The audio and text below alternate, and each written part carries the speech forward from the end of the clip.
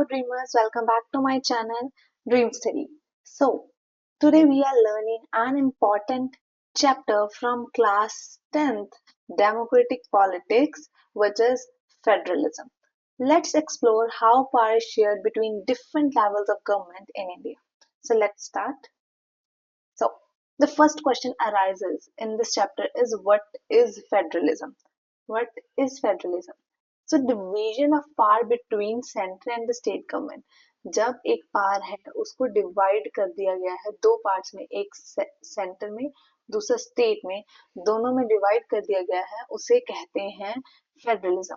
Like अपनी power को दो हिस्सों में डिवाइड कर देना.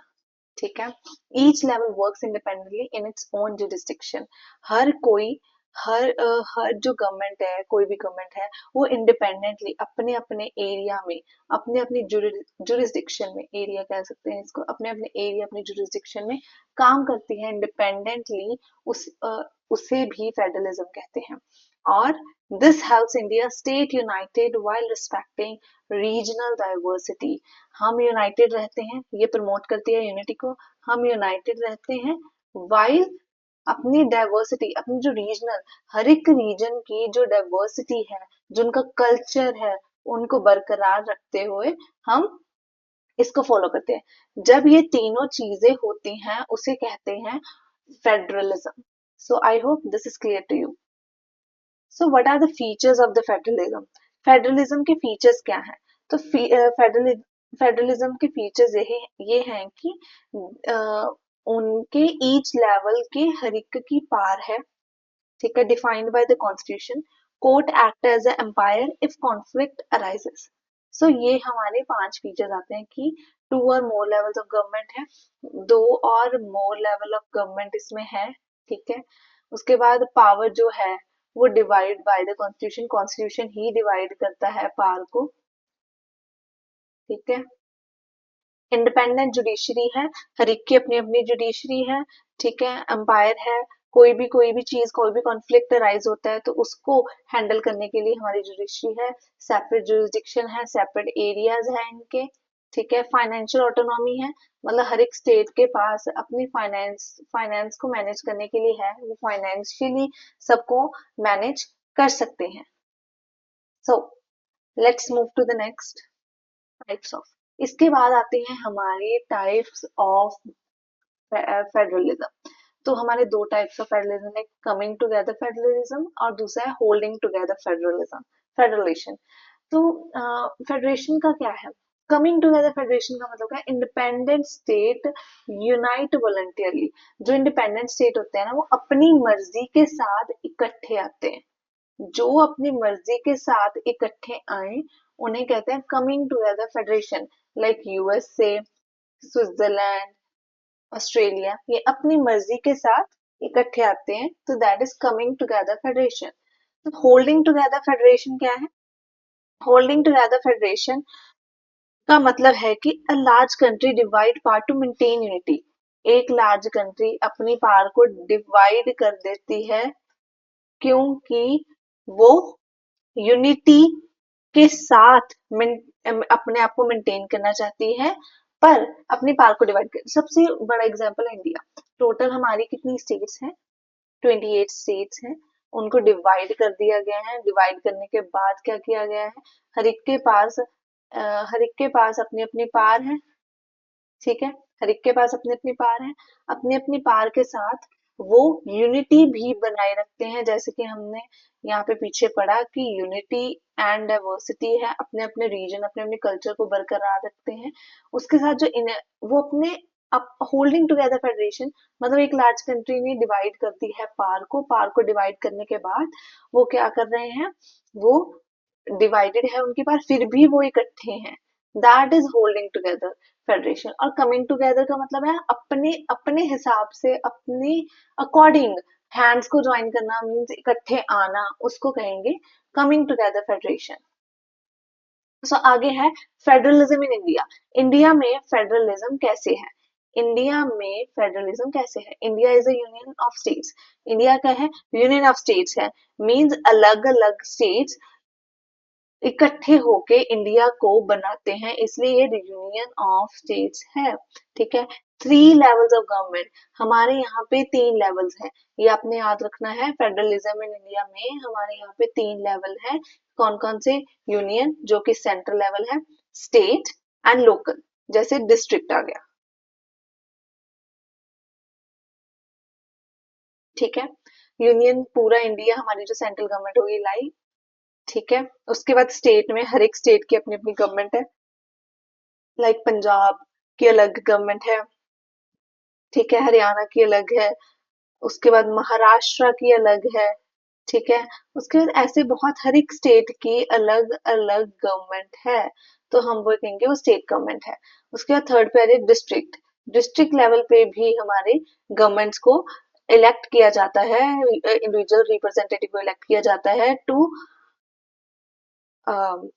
For the development of the local, हम कह सकते हैं लोकल, या फिर development of the at the lower level.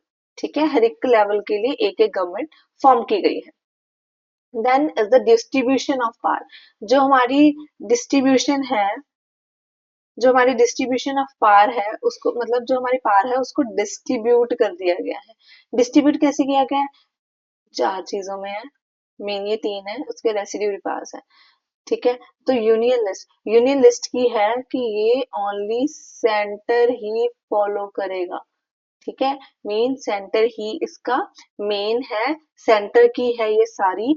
जिस यूनियन लिस्ट का मतलब है जो जो इस लिस्ट में नेम्स आते हैं वो सेंटर उसको, उसके रिलेटेड लॉज बनाएगा, उसके रिलेटेड कोई भी डिसीजन लेना है वो सेंटर लेगा। तो इसमें सेंटर में यूनियन लिस्ट में आता है defence, foreign affairs, banking and many more. ठीक है। उसके बाद स्टेट लिस्ट में आ जाती है हमारी, स्टेट लिस्ट में आ जाती है हमारी लाइक पुलिस होगी, हर एक स्टेट की अलग अलग पुलिस है। एग्रीकल्चर के रिलेटेड बेस जो भी डिसीजन है वो लेंगे। ट्रेड, किसके साथ ट्रेड करना है किसके साथ नहीं ट्रेड करना है, they will be taken by the state, it comes under the state list. So concurrent list होती है जो दोनों लेते हैं, कॉन्करेंट लिस्ट होती है जो दोनों लेते हैं। ठीक है। इसमें आ गया एजुकेशन हो गया, फॉरेस्ट हो गया, मैरिज के रिलेटेड हो गया, ये सारे कॉन्करेंट लिस्ट है। मींस यूनियन और स्टेट दोनों लेंगे इसके रिलेटेड कोई भी डिसीजन लेना है। और उसके बाद रेसिड्यूल पावर्स होती है, जो भी इनके अंडर नहीं आता है, जो भी बचा कुची सारी चीजें इनके अंडर नहीं आ रही है, वो रेसिड्यूल पावर्स में आएंगे और वो यूनियन गवर्नमेंट हैंडल करेगी। मींस सेंट्रल गवर्नमेंट वो सारी चीजें हैंडल करेगी, जो भी इन सारी चीजों में नहीं आ रहा है उसे रेसिड्यूल पास कह देते हैं। उसके बाद आ जाता है कि हमें हमारी कुछ स्टेट्स को स्पेशल स्टेटस ऑफ स्टेट्स, कई स्टेट्स को स्पेशल स्टेटस दिया गया है। लाइक स्टेट्स लाइक नागालैंड हो गया, मिजोरम हो गया, असम है स्पेशल पावर, उनके पास स्पेशल पावर है आर्टिकल 371 के under, have a special power to protect local tradition and culture. ठीक है। इनका लोकल ट्रेडिशन हो गया, कल्चर हो गया इनका, उनको प्रोटेक्ट करने के लिए आर्टिकल 371 के अंदर इनको स्पेशल पावर मिली हुई है। While union territories are directly under the central government, जो यूनियन टेरिटरीज हैं उनको भी स्पेशल पावर ही एक तरह, उनके पास भी स्पेशल स्टेटस है as they are under the central government. Like हमारी यूनियन टेरिटरीज कौन कौन सी होगी? चंडीगढ़ हो गया, और कौन सी है हमारी? चंडीगढ़ हो गया, दामन एंड दीव हो गया। ठीक है। उसके बाद अंडमान एंड निकोबार आ गया।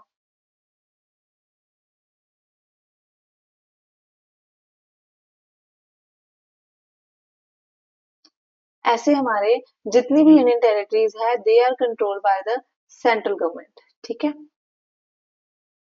उसके बाद आ गया लिंग्विस्टिक स्टेट्स। अब लिंग्विस्टिक स्टेट से क्या मतलब है? लिंग्विस्टिक स्टेट से मतलब है हमारी आफ्टर 1947 इंडिया, आफ्टर 1947 इंडिया में जो इंडिया को रीऑर्गेनाइज किया गया था, उनकी जो सारी स्टेट्स है उनको रीऑर्गेनाइज किया गया था। लाइक ये इंडिया का मैप आ गया। पहले जो ये मैं आपको एक एग्जांपल दे रही हूँ।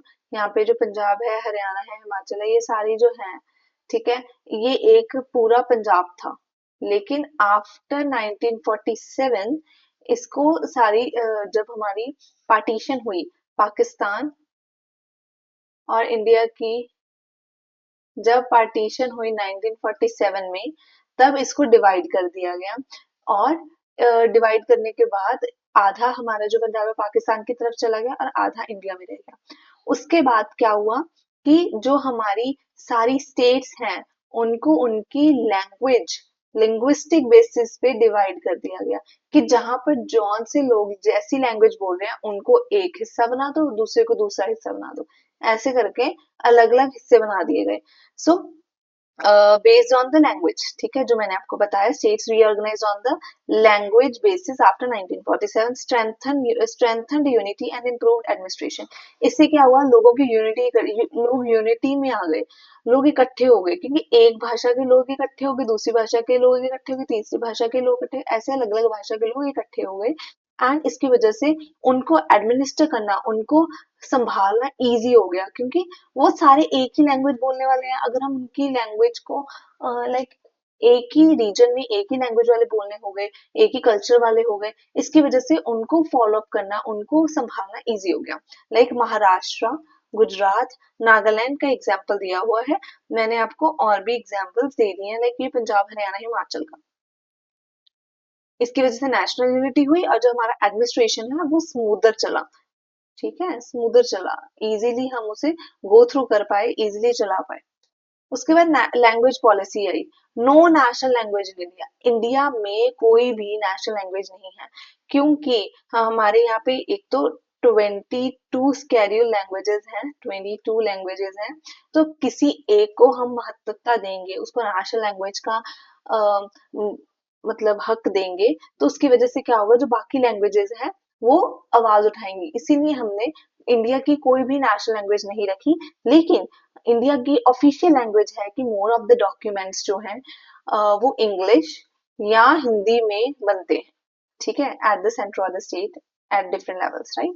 स्टेट में लाइक हर एक का अपना अपना स्टेट का है, तो लाइक पंजाब वाले पंजाबी में ज्यादातर, स्टेट का अगर होता है कि पंजाब वाले पंजाबी में अपना कोई भी ऑफिशियल डॉक्यूमेंट्स देने हैं तो वो देते हैं। एंड जो अदर हैं, जो महाराष्ट्र में चलेंगे वो मराठी में देते हैं। ठीक है, ऐसे तमिलनाडु वाले तमिल में देते हैं, तो वो उनकी चॉइस है कि उन्होंने अपनी जो ऑफिशियल वहाँ की जो है वो अपनी लैंग्वेज को ही काउंट करते हैं, और उसके रिलेटेड जो भी डॉक्यूमेंट्स है वो वहाँ पे इश्यू करते हैं, तो उसी लैंग्वेज में करते हैं। बट अगर एट ए सेंट्रल लेवल होता है तो वो हिंदी में होता है या इंग्लिश में होता है। ठीक है, तो 22 schedule languages are reorganized by the constitution, constitution से रीऑर्गेनाइज 22 लैंग्वेजेस की गई, 22 लैंग्वेजेस की गई, ये आपने याद रखना है। State have their own official language, ये मैं आपको बता के देती हूँ, हर एक स्टेट की अपनी ऑफिशियल लैंग्वेज है, जैसे पंजाब की पंजाबी, महाराष्ट्र की मराठी, हरियाणा की हरियाणवी, ऐसे हर एक की अपनी अपनी लैंग्वेज है। सो नेक्स्ट इज सेंटर और स्टेट का रिलेशन क्या है। ठीक है, सेंटर और स्टेट का रिलेशन ऐसे है कि earlier earlier same party rule central and state. पहले क्या होता था, एक ही पार्टी होती थी, वो ही एक ही पार्टी होती थी, वो ही सेंटर को रूल कर रही है, वो ही स्टेट को रूल कर रही है। ठीक है, ये पहले था। लेकिन आफ्टर 1990, 1990 के बाद क्या हुआ कि राइज ऑफ रीजनल पार्टीज, हर रीजन की, हर रीजन, हर एक जगह की अपनी पार्टी होने लगी। वो कहते हैं कि हमने अपनी पार्टी बनानी है, रीजनल पार्टी होने लगी, कोलिजन गवर्नमेंट्स बनने लगी, मतलब एक दो, एक पार्टी और दूसरी पार्टी को, दोनों को मिला के कोलिजन गवर्नमेंट, कोलाइड होने लगी वो गवर्नमेंट्स। ठीक है, इसकी वजह से क्या हुआ, राइज हुआ नई नई पार्टीज का। ठीक है, और पहले क्या था, इसमें हमने देखा है कि सेंटर और स्टेट के एक ही पार्टी थी, जिसकी वजह से जो स्टेट की पास थी वो लिमिटेड थी। लेकिन 1990 के बाद जैसे रीजनल पार्टीज आई, है ना, क्रिएट होने लगी कोलिजन पार्टी, इसकी वजह से मोर फेडरलिज्म आई, मोर डेमोक्रेसी आई। और जो इसने फेडरलिज्म की जो स्पिरिट है उसको स्ट्रेंथन किया। ठीक है, लोग डेमोक्रेटिक होने लगे, अपनी आवाज उठाने लगे, जो उनको सही लगता था उसके बारे में बताने लगे, अपने ख्यालात, अपने आइडियाज को सामने लाने लगे। ठीक है, उसके बाद हुआ डिसेंट्रलाइजेशन इन इंडिया। तो इन 1992 में India took a major step by adding a third tier. India ने एक मेजर स्टेप लिया, थर्ड टायर ऐड कर दिया। थर्ड टायर क्या था, लोकल गवर्नमेंट। दिस के power to the people at village, village level, और स्टेट लेवल पे, विलेज लेवल और सिटी लेवल पे लोगों को पावर दी, ठीक है। Rural, village, urban, city, that is municipalities. Rural level पे, विलेज लेवल पे पंचायती राज बना, और सिटी लेवल पे अर्बनाइजेशन जो हुई उस पे म्यूनिसिपैलिटीज बनी। मींस थर्ड टायर आने की वजह से पहले सेंटर था और स्टेट था, लेकिन अब थर्ड टायर आ गया था विच इज लोकल गवर्नमेंट। इसकी वजह से जो रूरल और अर्बन है, विलेज वाले हैं और सिटी वाले हैं, उनको एक पार मिली। ये कैसे हुआ? 1992 में एक अमेंडमेंट हुई। कौन सी अमेंडमेंट वो थी? 73rd और 74 अमेंडमेंट हुई, जिसकी वजह से लोकल गवर्नमेंट को ऐड किया गया। एंड जो हमारे पंचायती राज है, म्यूनिसिपैलिटीज को ऐड किया गया। Ensure people participation and local decision making. जो लोकल लेवल पे, लोकल बिल्कुल लोकल लेवल पे जो डिसीजन लेने थे, उनको लेने के लिए ये गवर्नमेंट फॉर्म हुई, ताजो स्टेट जो है उनको जो इतने लोअर लेवल पे डिसीजन ना लेने पड़े, इसलिए उन्होंने क्या किया, लोकल लेवल पे ये सारी चीजें फॉर्म कर दी, सो दैट जो डिसीजन है वो ले सके लोकल लेवल पे, ठीक है, और लोगों की पार्टिसिपेशन हो सके, उनको पता लगे क्या चीज सही है क्या चीज गलत है। उसके बाद हम पढ़ते हैं पंचायती राज सिस्टम के बारे में। तो पंचायती राज सिस्टम में क्या है? Panchayati raj system works on three level पे वर्क करता है। ग्राम पंचायत, सॉरी, 3 लेवल्स पे वर्क करता है, that is village, block and district. Village, block और डिस्ट्रिक्ट लेवल, जिसमें हम कहेंगे विलेज लेवल को कहेंगे ग्राम पंचायत, ब्लॉक लेवल को कहेंगे पंचायत समिति, और डिस्ट्रिक्ट लेवल को कहेंगे जिला परिषद, ठीक है। All adult citizen participate through the gram sabha. कोई भी एडल्ट वोटर्स हैं, उन्होंने विलेज के जो जो भी एडल्ट वोटर्स हैं, उन्होंने इसमें अपना योगदान देना है या पार्टिसिपेट करना है, तो वो ग्राम सभा के साथ इसमें पार्टिसिपेट करेंगे। पहले विलेज लेवल होता है, हर एक विलेज की होती है, उसे ग्राम पंचायत कहते हैं। फिर ब्लॉक लेवल, ब्लॉक्स बनाए जाते हैं, उनको कहते हैं, अलग अलग विलेजेस को लेके पूरा पूरा ब्लॉक बनाया जाता है, उन्हें पंचायत समिति कहते हैं। देन डिस्ट्रिक्ट लेवल पे एक डिस्ट्रिक्ट का एक सिलेक्ट किया जाता है, उसे जिला परिषद कहते हैं, ठीक है। तो ये ग्राम सभा एडल्ट वोटर्स वोट करते हैं, पार्टिसिपेट करते हैं अपने विलेज को सिलेक्ट करने के लिए, जो भी उनको सिलेक्ट करना चाहते हैं। उसके बाद आ जाता है हमारा importance of local self government. Importance क्या है? लोकल गवर्नमेंट बन गई, अब उसकी इंपॉर्टेंस क्या है? Why is it very important? So local government increases public participation, ठीक है। वो लोगों को इनकरेज करते हैं, इनकरेज करने की वजह से जो लोग हैं वहां के, जो वहां के लोग हैं उनकी पार्टिसिपेशन बढ़ेगी, ठीक है। वो अपने डिसीजंस के बारे में सोचेंगे, जो भी हो रहा है, ठीक है, पार्टिसिपेशन बढ़ रही है उनकी, ठीक है। And gives people control over the development, उनकी जो डेवलपमेंट हो रही है उनके ऊपर दे विल वर्क, ठीक है, डेवलपमेंट पे काम करेंगे, ठीक है। उसके बाद उनकी अकाउंटेबिलिटी बढ़ रही है, मतलब डेवलपमेंट बढ़ रही है, ठीक है। It also ensures that women and weaker section have representation. ये भी इंश्योर करते हैं, एम्पावर करते हैं वुमेन को और बैकवर्ड क्लासेस को, promote development at local level, जैसे कि हमने भी बात की। उसके बाद वुमेन और बैकवर्डनेस, बैकवर्ड क्लासेस को आगे लाने के, वो कहते हैं कि रिप्रेजेंटेटिव बनो तुम भी। वुमेन के लिए रिजर्व की जाती है सीट्स, कि वो भी इलेक्शंस में, जो ये लोकल इलेक्शंस है उसमें पार्ट लें, तो उनकी भी रिजर्वेशन की जाती है। तो ये इंपॉर्टेंस है, मीन्स ये सबको फायदा दे रहे हैं, लोग पार्टिसिपेट करेंगे, अकाउंटेबिलिटी बढ़ेगी, ठीक है। वुमेन और बैकवर्ड क्लासेस को एम्पावर्ड किया जाता है, डेवलपमेंट होती है लोकल लेवल पे। तो इससे हम जो जो भी हमने ये पढ़ा, इससे हमें क्या चीजें पता लगती है? हमें ये चीज पता लगती है कि फेडरलिज्म क्या है? पावर को शेयर करना, और यूनिटी इन डाइवर्सिटी, मतलब इकट्ठे होके भी हम में बहुत डाइवर्सिटी है और हम अपने पावर को शेयर कर रहे हैं, तो ये है फेडरलिज्म। तो इंडिया क्या है? इंडिया में है होल्डिंग टुगेदर फेडरलिज्म, मीन्स अलग अलग स्टेट्स हैं, उनकी यूनिटी हुई हुई है, इसकी वजह से ये सारे अलग अलग यूनिट्स हैं जो इंडिया के, वो इकट्ठे हैं, उन्होंने होल्ड की हुई है टुगेदर फेडरेशन। 3 टायर सिस्टम है जैसे हमने पढ़ा, ठीक है, बेटर गवर्नेंस के लिए, centre, state and local. Decentralisation strengthens democracy. जो डिसेंट्रलाइजेशन मतलब सेंट्रलाइजेशन को हटाने के बाद जो डेमोक्रेसी स्ट्रेंथन हुई है, ये 3 टायर सिस्टम की वजह से।